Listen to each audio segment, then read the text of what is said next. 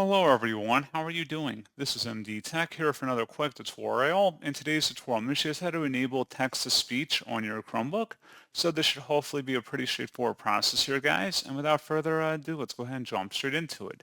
So all you have to do is open up the launcher menu and you want to search for settings. Best result, should come back with settings. Go ahead and open that up. Select the accessibility tile on the left panel, and then on the right side, select where it says text-to-speech. And then there should be something that says select to speak. You can go ahead and toggle that on or off, as well as for feedback too at the top. And you can customize additional text-to-speech settings down here by selecting that option. And that's pretty much it. So as always, thank you guys for watching this brief tutorial. I do hope that was able to help you out, and I do look forward to catching you all in the next tutorial. Goodbye.